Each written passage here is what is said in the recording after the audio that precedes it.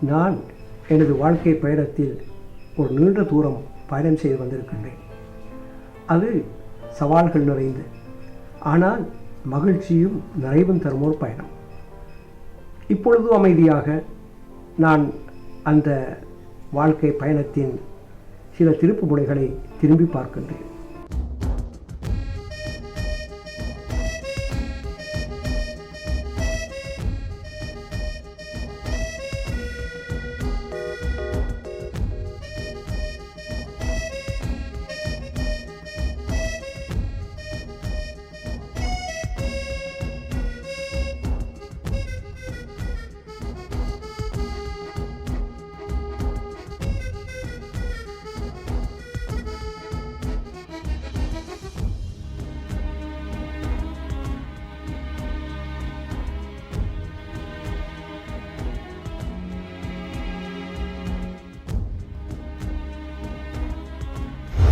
Dr. Shukri is a jewel among Muslim scholars and a pride of our community.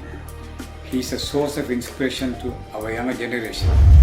Kalanidhi M Shukri அவர்கள் இந்த நாடு பெற்ற ஒரு புலமை சொத்து.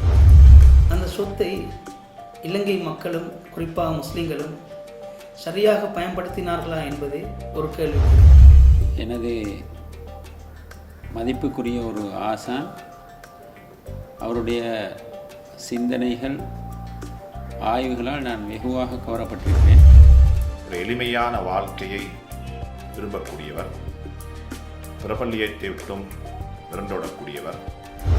அவர் முன்வைத்த கருத்துக்களும் சிந்தனைகளும் காத்திரமானவை, காலத்தால் அழியாதவை. ஜாமியா நலீமியாவின் உருவாக்கத்திலும் நலீமிகளுடைய ஆளுமையை நெறிப்படுத்துவதிலும் அவருக்கு நியாயமான ஒரு பங்கு இருக்கிறது. I am very happy that Dr. M.M. Shukri, after 4 or 5 decades of academic service, now his friends and well-wishers has decided to launch a website. குறிப்பாக இந்த நாட்டின் கல்வி மறுமலர்ச்சியிலும் முஸ்லீம்களது சிந்தனை உருவாக்கத்திலும் மிக பாரிய தாக்கத்தை ஏற்படுத்திய ஒருவர். Dr. M.M. Shukri in adopting a very moderate and a balanced approach in his dealings with religious matters has become widely accepted by all the various segments of the population of Sri Lanka. எந்த பகுதியிலும் தீவிரமற்ற, மிகவும் நிதானமான, மிகவும் கவனமான ஒரு அறிவுஜீவியாகவும் அவர் காணப்படுகிறார். குறிப்பாக முஸ்லீம் சமூகத்துக்கு, அதிலும் முஸ்லீம்களது அறிவியல் பங்களிப்புக்கு அவர் வழங்கி வருகின்ற சேவைகள் நிலைத்து நிற்க வேண்டும்.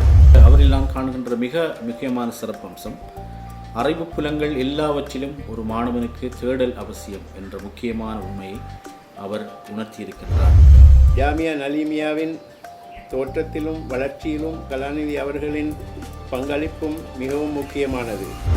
கலாநிதி எம்.எம். சுக்ரி அவர்கள் எமது ராபித்தாவின் வளர்ச்சிக்காகவும் ராபித்தாவின் செயற்பாட்டிற்காகவும் எந்த நேரத்திலும் இரவு பகலாக எங்களுக்கு ஒத்துழைப்பு தந்து கொண்டிருக்கின்றார். அதன் வளர்ச்சிக்காக அடிக்கடி பிரார்த்தனை செய்து கொண்டிருக்கின்றார். ஜாமியா நலீமியா அவர்களுடைய வழிகாட்டலின் கீழ், அவர்களுடைய தலைமைத்துவத்தின் கீழ் பாரிய பணிகளை, பாரிய பங்களிப்புகளை சாதித்து வரலாற்றிலே ஒரு பெரிய சுவட்டை பதித்திருப்பதை யாரும் நிராகரிக்க முடியாது.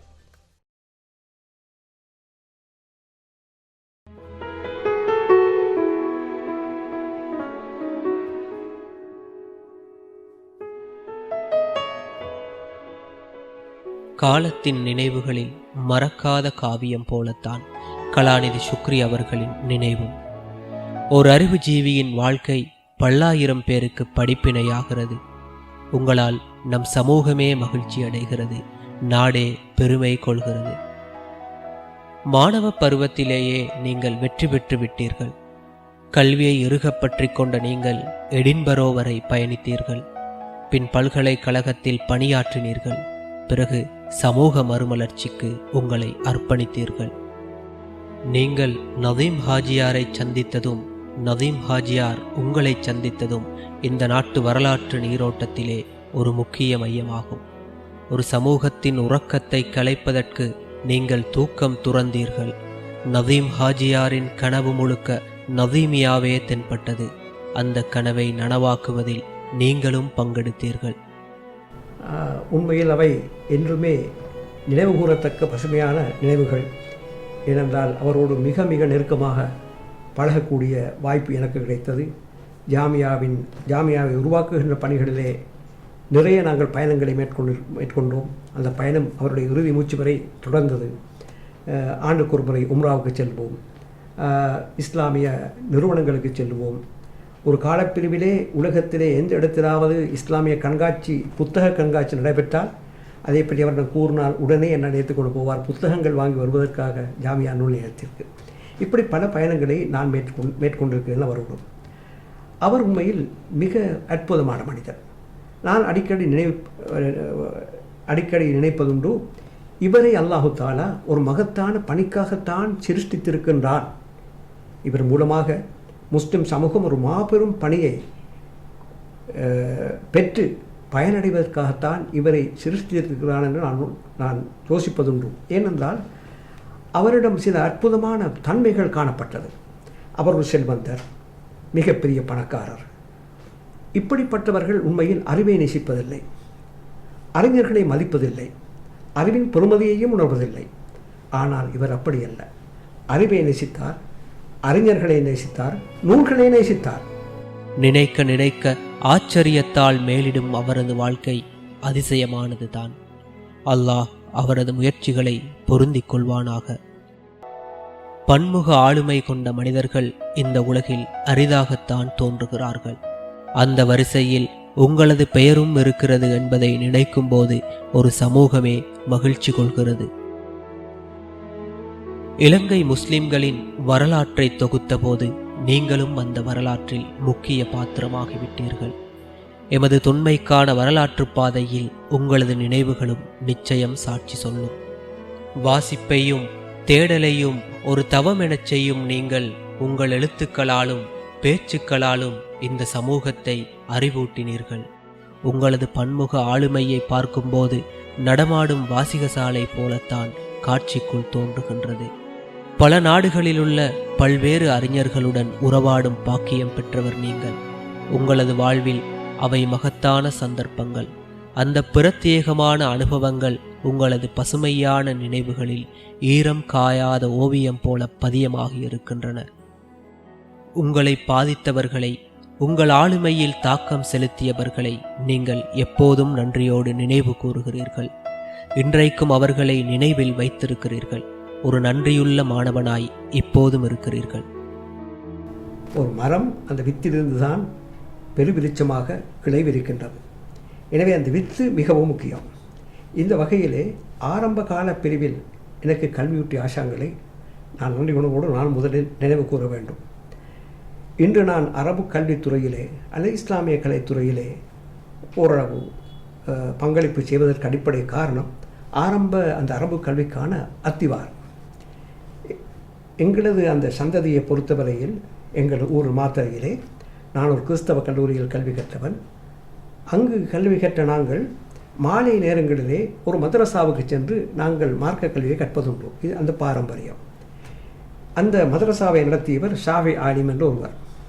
அவர் மிகவும் பக்தி சிரத்தமிக்க ஒரு ஆலிம், நல்ல மனிதர். நான் நினைக்கின்றேன், என்னுடைய வாழ்க்கையில் ஆரம்பத்தில் அந்த அரபு கல்வியை பாரம்பரிய அந்த அரபு மதரசாவிலே நான் கற்றபோது அவர் எங்களுக்கு படித்து தந்தல் ஓதி தந்தல் சொல்லுவார்களே, அதிலே அவர் இட்ட அந்த அத்திவாரம் உண்மையில் மிக வர்க்கத்தான அருள் பாடித்த அத்தியாயம் என்று ஒரு அத்திவாரம் என்று நான் நினைக்கின்றேன். அதுதான் அந்த வளர்ச்சிக்கு காரணம். பிறகு பல ஆசிரியர்கள் எனது கல்வி பணிக்கு பங்களிப்பு செய்திருக்கிறார்கள். நான் செயின்ட் தாமஸ் கல்லூரியிலே படித்த காலப்பிரிவிலே பல ஆசிரியர்கள் இருந்தார்கள். குறிப்பாக தமிழ் ஆசிரியர் கந்தையா மாஸ்டர் அவர்களை நான் அடிக்கடி நினைவுபடுத்துவதுண்டு. அவர்தான் என்னை கட்டுரைகள் எழுத தூண்டியவர். கலாநிதி சுக்ரியின் புலமை பங்களிப்புகள் இந்த நாட்டுக்குள் மட்டும் சுருங்கியவை அல்ல, கடல் கடந்த தேசங்களிலும் அவை பேசப்பட்டுள்ளன. அவர் வெளியிட்ட நூல்களும் சமர்ப்பித்த ஆய்வுக் கட்டுரைகளும் கனதியானவை, காத்திரமானவை, அடுத்த தலைமுறைக்கும் பயனளிக்கக்கூடியவை. ஒரு அறிஞனின் வாழ்க்கை இங்குதான் சரித்திரமாகிறது. தன்னோடு மட்டும் அந்த அறிவு நின்றுவிடாது, பிறருக்கும் கிடைக்கும் போதுதான் அது மகத்தானதாக மாறுகிறது. காலத்தின் நினைவுகளில் மறக்காத காவியம் போலத்தான் நீங்களும் சார். உங்களது பணிவும் அமைதியான நடையும் எப்போதுமே எம் நினைவுகளை பாதிப்பவை. எந்த பெரிய நீர்ப்பரப்பிலும் அலைகளை ஏற்படுத்தும் ஒரு துளி நீர் போலத்தான் உங்களை போன்றவர்களின் வாழ்க்கை. அந்த வாழ்க்கையில் எத்தனையோ போராட்டங்கள், சவால்கள், சாதனைகள், மகிழ்ச்சிகள். அல்லாஹ்வின் உதவியை பெற்றவர்கள் ஒருபோதும் தோற்பதில்லை என்பதற்கு நடைமுறை உதாரணம்தான் உங்களது வாழ்வும். அல்லாஹ் மீது கொண்ட ஆழ்ந்த பற்றும் நேசமும் உங்களது வாழ்வில் எல்லா தடைகளையும் அகற்றின, இருள் விலக்கி வெளிச்சத்தை கொடுத்தன. அல்லாஹு அக்பர், வலில்லாஹில் ஹம்த்.